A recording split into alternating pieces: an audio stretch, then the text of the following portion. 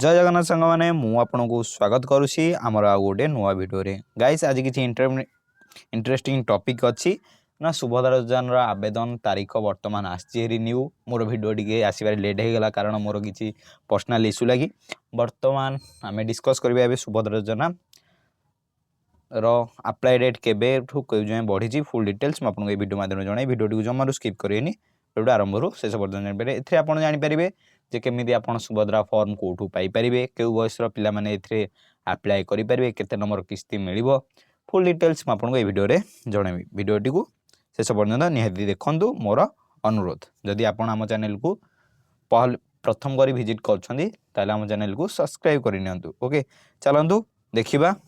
Date केबे पर्यंत issue होती बढ़ी जहाँकि जानते आप नेक्स्ट किस्ती एबे जस्ट आसीला एबे आउ आपण ए किस्तीर पेमेंट पाइबे कि नहीं फुल डिटेल्स मैं आपको वीडियो माध्यम जनाऊँ देखु येटा सुभद्रा योजना हाउस आसी नुआ आवेदन पाई ओके यहाँ प्रभाती परिडांगर ऑफिशियल वेबसाइट रु ट्वीट कर देखो कौन ना सुभद्रा योजना नूतन आवेदन आरंभ जो मैंने नया कर जोड़ा चाहूँगी ए जोड़ी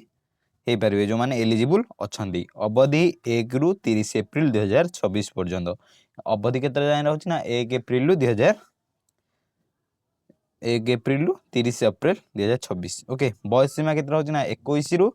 60 वर्ष आपण को मार्च 1 रु आपण को 21 वर्ष होता आवश्यक नचेत आप एलिजिबल हेबे नहीं ओके सहायता वर्ष को केते ना 10,000 2 किस्ती ओके 10,000 2 किस्ती जदि आपन को बयस हो जाए कौन ना 21 वर्ष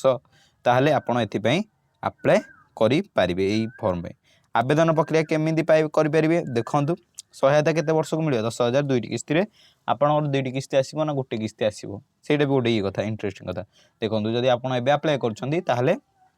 आपन जाई आपन किस्ती 2टी आसीबो केबे ना राखी बंधन टाइम रे ओके जानते आप शुरुआत राखी बंधन में राखी बंधन ठीक आपन को 2टी किस्ती मिल जदि एपे आप अप्लाई कर नचेत सी डिपेंड करे केते आसीबो आमे ठीक से कहि परिबा नाही केवल नूतन आवेदन करि पारिबे आवेदक माने जो माने नुआ करि अछन से माने केवल आवेदन करि पारिबे ओके वर्ष को 10,000 2 किस्ती आसीबे माने ए वर्ष आपन को 2टा किस्ती मिल जिवो पेमेंट ओके योग्य हिताधिकारी माने सुभद्रा पोर्टाल माध्यम आवेदन करेंगे आ फॉर्म टी कौटू आणबे माने आपण जेमिति फुल प्रथम रु जेमिति प्रोसेस थिला सेही भली प्रोसीजर जेमिति आपण प्रथमे जाई सुभद्रा पोर्टाल रे कौन करेंगे ना आवेदन जेमिति करथिले आगुरु करि परिबे फास्ट कौन करेंगे ना सहज जनसेवा केंद्र और सेवा केंद्र माध्यम रे करि परिबे पंजीकरण माने आपण जो फॉर्म टी कोठी मिलो ना निकटस्थ अंगनवाड़ी केंद्र नचेत आपड़ जेकोसी जनसेवा केन्द्र फॉर्म टी आसपार ओके निष्क्रिय फॉर्म अंगनवाड़ी केंद्र और सीडीपीओ कार्यालय उपलब्ध कौटे ना सीडीपीओ कार्यालय ना निकटस्थ अंगनवाड़ी केंद्र रे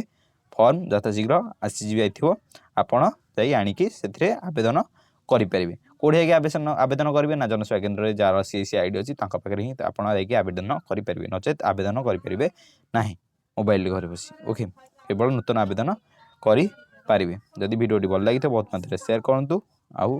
मो channel like comment and subscribe करूँ भूलु ना। जय जगन्नाथ।